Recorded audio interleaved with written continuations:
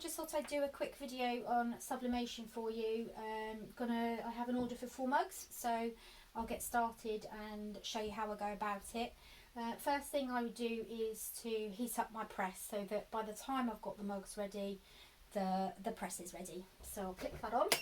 It needs to be at about 180 degrees and about 3 minutes.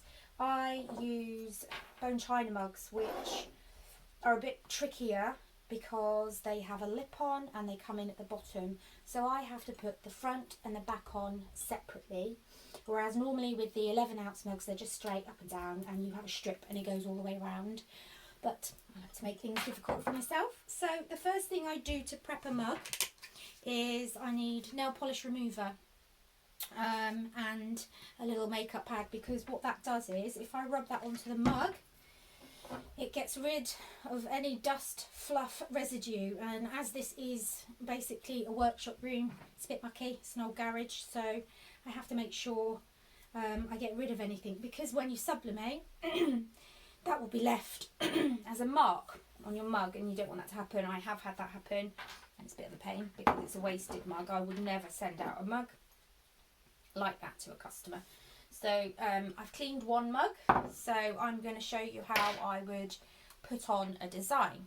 So I have some here in pots that I already prepare, so I'll do it directly first. All I need to do it directly is the main design, which is backwards, because when you sublimate onto something like a mug, obviously it needs to be backwards so that when it's done it's the right way around. And also I need the words for the back, so that's also backwards, and that's it really. They're the only two things I need. And then I have some special tape. This is heatproof tape, so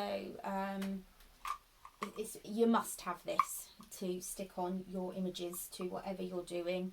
It shouldn't show through onto things, but it sometimes can, so I try and put it on the back of whatever I'm doing so it doesn't show up. So I'm going to find, this is the front of the mug, so the handle to the left hand, and then that will be the front of the mug, and you need to make sure it's the right way around every time. Also make sure the image is as straight as it can be. It's all about judging by my eye really. I only really need to put 2 on, but I quite like to keep it flat, and so I know it's really secure in place, so I do put a little bit more on the sides as well. Put another one there. Okay, so that's the front done, and I'm pretty happy with the positioning.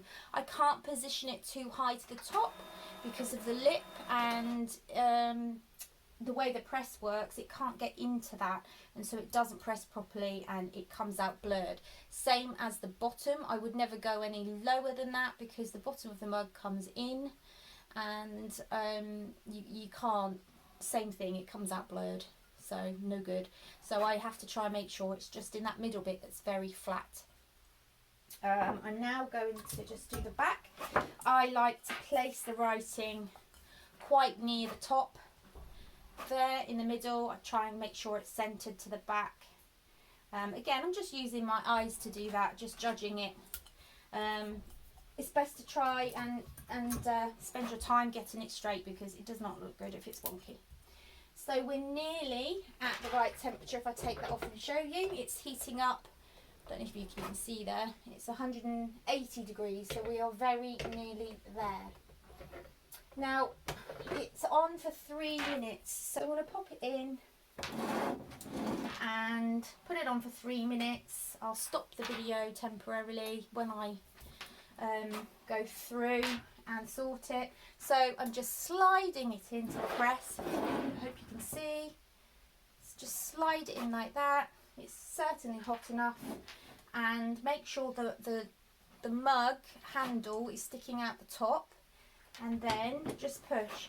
But be careful not to push too hard. I've got mine to the right pressure. The first time I did this, I didn't have enough pressure and it didn't print very well, and I just kept building the pressure up because I didn't want to crush the mug, which can happen, but it needs to be tight enough to really push down on the image And what happens is the heat interacts with the special sublimation inks, and from that the image is transferred, and it will be permanently transferred because there is a chemical reaction which means that the ink becomes a part of the mug.